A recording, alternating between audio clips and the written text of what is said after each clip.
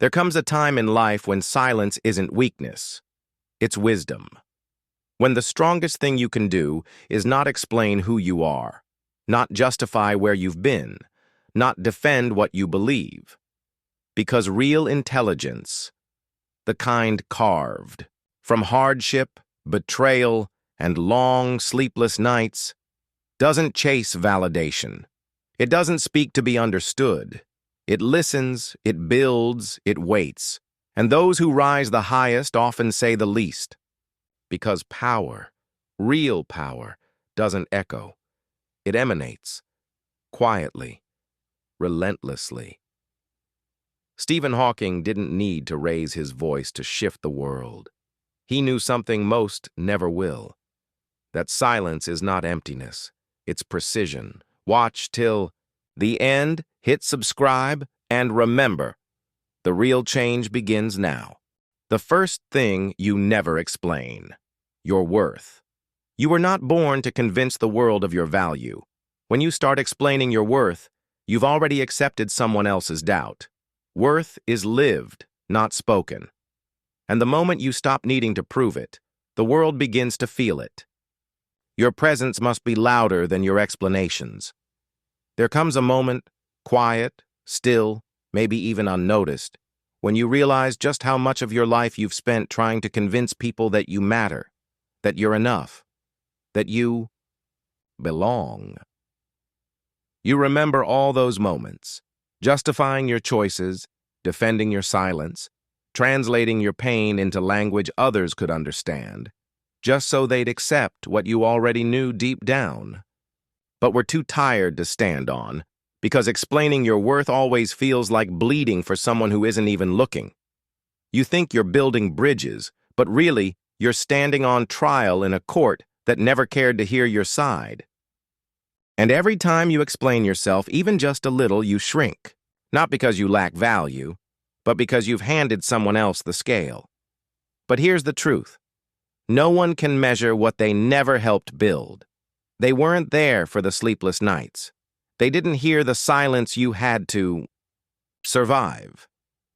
They didn't sit in the rooms where doubt chewed at your spirit like rust. So how could they possibly understand the depth of your worth? They can't, and they won't, and they're not supposed to. You were not born to beg for understanding.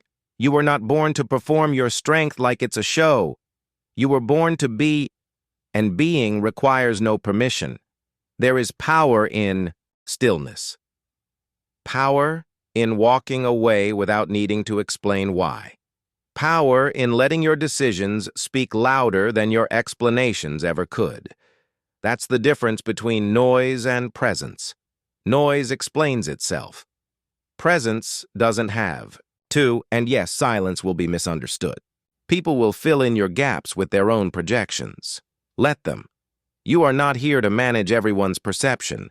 You're here to live in a way that makes your truth undeniable, not through words, but through the weight of your being. Through the way you carry yourself when no one's watching. Through the peace you hold when everyone else is loud. Your worth is not an argument. It's not a paragraph waiting for approval. It is something old, eternal, and non-negotiable. It was given to you the moment you took your first breath, and it doesn't shrink just because someone else can't see it. So stop explaining. Start being. Let your presence speak in rooms your words were never meant to fill.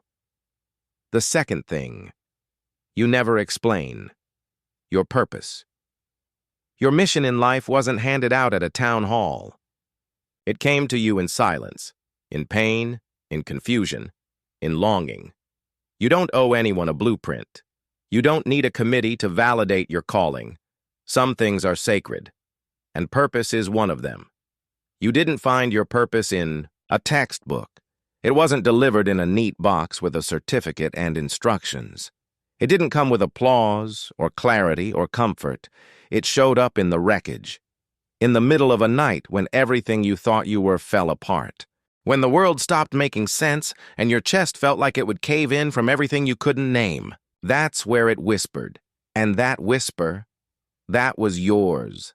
No one else heard it. No one else was supposed to. But somehow, along the way, you started feeling like you had to explain it. Lay it out like a map. Prove it like a math problem. You wanted them to understand. Your family, your friends, the people who looked at you sideways when you walked a path they didn't recognize. You wanted to hand them logic for something that was born of soul. You forgot. They weren't there when it came to you. They weren't in the room when you made the decision that changed everything. They didn't feel the quiet war inside you, the ache that wouldn't let go until you said yes to something only you could feel. Your purpose didn't ask for permission. It asked for surrender. And you gave it. But now you sit in rooms and shrink your truth so others can be comfortable. You dull your fire so they won't question your direction. You smile when they say that's not realistic, and nod when they suggest a safer path. You've been trying to explain a sacred thing to people who haven't earned the right to hold it. And that's why you feel hollow. Because purpose isn't a pitch. It's not something you debate around dinner tables. It's the thing that pulled you from the edge. The thing that made you breathe when you didn't want to. It was born when you were breaking. And anything born in that place, and that raw, bleeding place, and does not need to be justified. Not to anyone. So let them question you. Let them misunderstand. Because while they're busy trying to make sense of your path, you'll be out there walking it. Quietly, unapologetically. And one day, they'll look back and realize they were never meant to understand it, only to witness what it created. You don't owe them an explanation. You owe the fire that birthed you your full obedience. The third thing. You never explain. Your past people will try to define you by chapters they only glanced at. Let them. Your past isn't an apology. It's not a resume. It's the foundation of your power, and the deeper your pain, the quieter your rebuilding must be. Only fools shout while healing. You walk into rooms where people think they know you. They smile like they've read your story cover to cover, when really they skimmed a few pages, misunderstood the context, and decided who you were based on the shadows of your scars. But what they missed is everything. They weren't there for the nights you couldn't breathe from the weight of your own silence. They didn't see your hands shaking from things you didn't tell anyone. They didn't see you crawl through decisions that shredded who you used to be, just to survive. They didn't feel the shame that clawed at your spine while you were still learning how to stand up again. But they talk like they did. They talk like your past is a summary they're allowed to interpret, like it's a warning label they can slap on your back for others to read. They ask questions with sharp smiles, dig with innocent words, hoping to get to the real story. But what they're really hunting for is permission to define you by what hurt you. And you're tired. You're tired of explaining chapters that don't fit into clean sentences. You're tired of translating trauma into something palatable. You're tired of defending yourself from people who were never meant to understand you, only witness the aftermath. So don't explain, because your past is not a courtroom. You don't owe anyone testimony. You lived it. And if they can't feel the weight in your silence, they don't deserve the truth in your words. Your past was not a mistake. It was an initiation into depth, into wisdom, into strength that doesn't flex, but anchors. And some of the strongest parts of you were built in rooms no one else was invited into. So you don't speak from pride. You speak from experience, quietly, with weight. And when someone tries to box you into who you were, let them. Let them misread you. Let them whisper. Let them shrink you in their mind. It changes nothing. Because you know. You know what it took to survive the things that almost broke you. You know what it cost to come back and rebuild, and not louder, not faster, but wiser, calmer, clearer, and you know that the real work, the real healing, happens in silence. Not for show, not for applause, just to become. That's the difference. They want a story. You became the author, and now you walk, not to be understood, but to be whole. You never owe an explanation for the battles that shaped your bones. You carry them. Quietly, powerfully, like someone who's seen the fire and decided to rise anyway. True power doesn't rush to fill silence. It embraces it. The most dangerous man in the room is the one who pauses before he speaks. Because that pause holds calculation, control, and self-command. The louder the world gets, the more rare silence becomes, and the more powerful. There's a moment, just before you speak, that most people are too afraid to hold. A space that feels like drowning, like if you don't fill it with something, anything, you'll disappear. So you talk, you defend, you explain, you react. But there's a part of you that knows that's not power. That's fear with a voice. You've seen it in yourself, in the heat of arguments, in job interviews, in rooms where you felt smaller than the furniture. You rushed to prove something, rushed to sound ready, sharp, right. And every time you did, it felt like control, until later. When the silence finally returned and showed you how much you gave away just to be heard. The truth is, the strongest version of you isn't the one who talks fast. It's the one who waits, the one who listens long enough to hear everything between the words, because that's where the real game is being played, in the undercurrent, in the tension, in the unsaid. And when you learn to hold that pause, really hold it, everything changes. You stop bleeding energy for the sake of being understood. You stop reacting to noise like it deserves your focus. You stop offering your presence like it's cheap. Suddenly, you feel different. You walk slower. You answer less. You don't flinch when someone challenges you. Not because you're suppressing anger, but because your center doesn't move just because someone else does. You become the still point in the room, and people feel it. They don't always know why. But something about your calm makes them lean in and second-guess their own volume. It's not intimidation. It's gravity. You don't need to dominate, because your silence already speaks louder than most people's desperation. And here's what nobody tells you. Restraint is its own form of power. Not everyone deserves access to your clarity. Not every question deserves an answer. Not every insult needs a reply. When you pause, you protect your energy. You observe instead of absorb. You choose your words, rather than release them like wildfire. That's when you begin to command, not the room, but yourself. And the man who can command himself doesn't need to chase anything. He's already ahead. So the next time the world demands your voice, stop, breathe. Feel the heat in your chest. Let it rise. Let it pass. Let the silence hold you. Not as a prisoner, but as a shield. Because in that pause is every ounce of power they never saw coming. And that's when they realize it's not what you said that shook the room. It's what you didn't. There's a weight that creeps in when you feel unseen, not ignored, but misread. You speak, and they hear something else. You act, and they assign motives that were never yours. You walk into a room, and somehow your silence offends more than their noise ever could. And after a while, it starts to wear on you. That pressure to explain, to soften your edges, to become easier to digest. But here's the truth. You were never built for translation. You weren't crafted to be obvious. You weren't shaped to be convenient.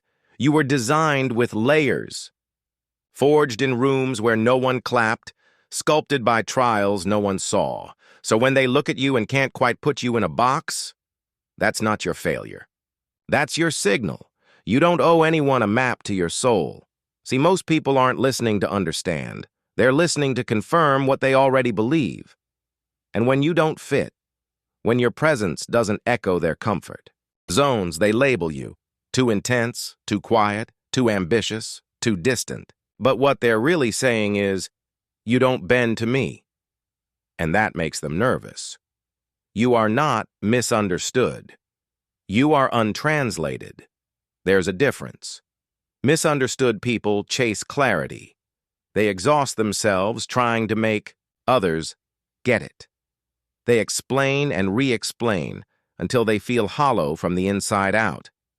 But when you realize you're untranslated, you stop chasing comprehension. You start owning the mystery, not because you want to be above them, but because you finally understand your time isn't here to be explained. It's here to be used. There's a strange peace in that, in knowing that you might walk through this life without applause, that your name might not echo in rooms of temporary people, that your truth might never trend, but none of that shakes you, because you didn't come here for noise.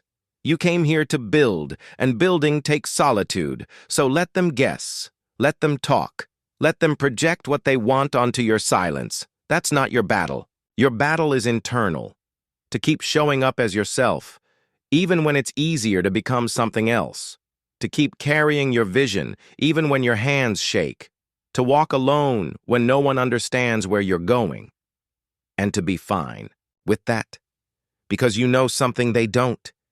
You were never lost. You were just never translated, and you don't need to be. Let them talk. Let them whisper that you've fallen off, that you're slipping, losing your edge, drifting into irrelevance. Let them look at your quiet and call it weakness. Let them glance at your absence and mistake it for failure. That's fine. Let them. Because what they don't know is that silence is where the real work begins. You've tasted the noise before. You've tried proving, chasing, performing. You've danced under their lights trying to win a game that was never designed for your kind of fire. But something in you changed. Something broke. Or maybe finally, something woke up. You stopped running. You let the spotlight pass. And now, to them, you look invisible. To them, you look done.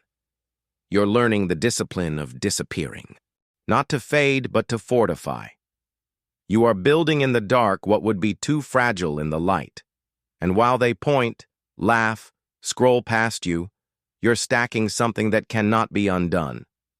Quietly, carefully. Like the calm before the strike. But deep down, you know better. You're not losing. You're learning. You're unlearning. You're recalibrating in a place they cannot see and wouldn't understand even if they could. Because evolution doesn't happen under applause. It happens in quiet corners, behind closed doors, where ego dies and truth is rebuilt. And you've chosen that place. You've chosen to be underestimated, to walk into rooms with your mouth closed and your mind wide open, to carry the weight of your potential without needing to parade it, because you know the loudest ones are often the least certain, and the ones who watch in silence, they're not behind, they're ahead. It's not about revenge. It's not about proving them wrong. That's too small a prize for the storm inside you. No, this is about something much more sacred. Becoming. Becoming someone so rooted, so unshakably real, that the noise doesn't touch you anymore. That doubt becomes fuel. That being overlooked becomes armor. And one day, you'll step back into the light. Not to announce, not to explain, but to be. And they'll feel it. Not in your words, not in your noise, but in your presence. The same people who thought you were done will freeze. Not because you rose, but because you never needed to prove that you did. So let them think you're losing. Let them sleep on you. Let them mock the quiet. Because when the work is real, it doesn't need a witness. And when the time comes, your silence will not ask for attention. It will command it. There was a time you spoke from a place of hope. A time you still believed being honest would earn you understanding, that your pain would be met with care, your truth with respect. But then came the lesson, sudden, sharp, unforgiving. You opened your mouth, and what came back wasn't kindness. It was silence. Or worse, dismissal. That's when you learned.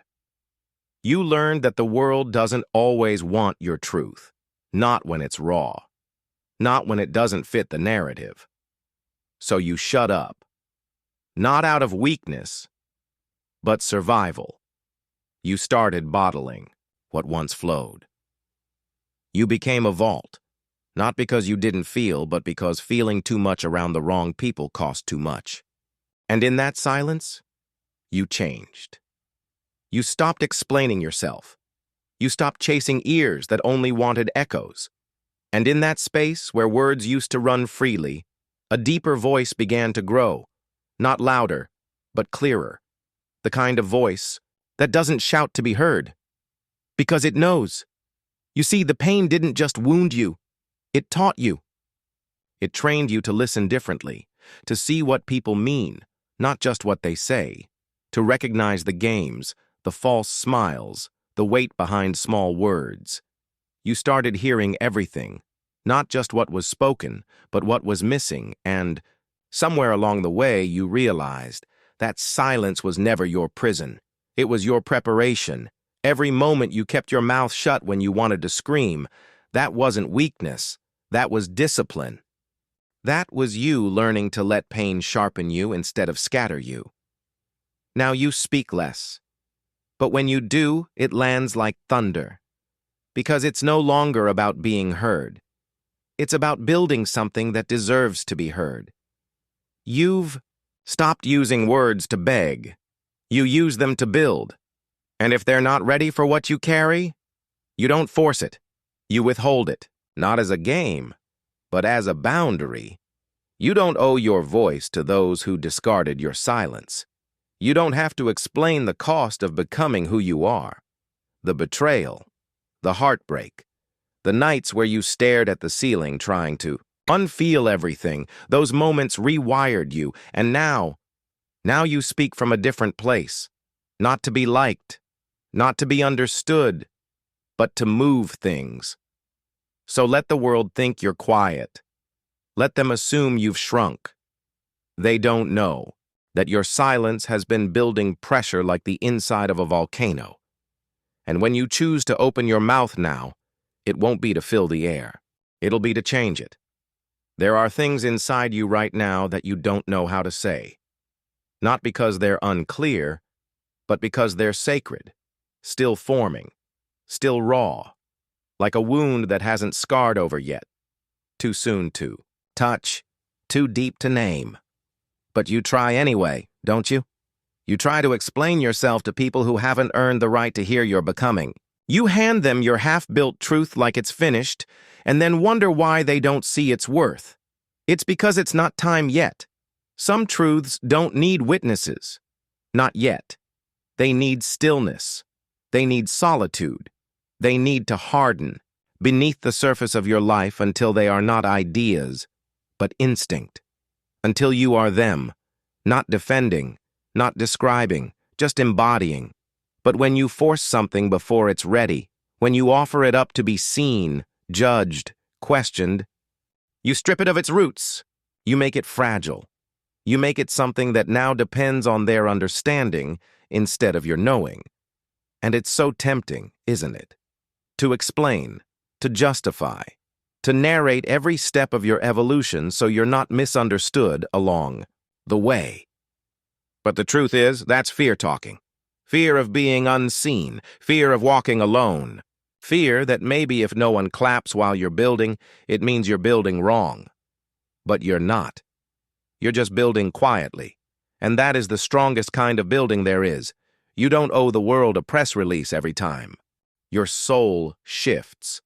You don't need to announce your new boundaries, your new vision, your new way of thinking. Not yet. Because if something truly belongs to you, it will grow with or without applause.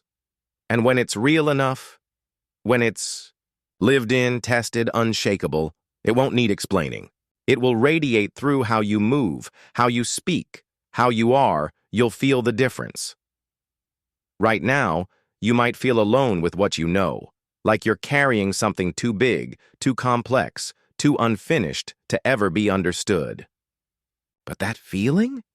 That tension? That's not confusion. That's gestation. That's truth becoming yours. And the longer you hold it without needing others to see it, the stronger it becomes. There will come a time when someone asks, "Why did you change?" And you won't need words. You'll just smile, because the answer won't be a sentence. It'll be your life. So hold it close. Let it breathe in silence. Let it root so deeply inside you that by the time the world sees it, it's already unstoppable.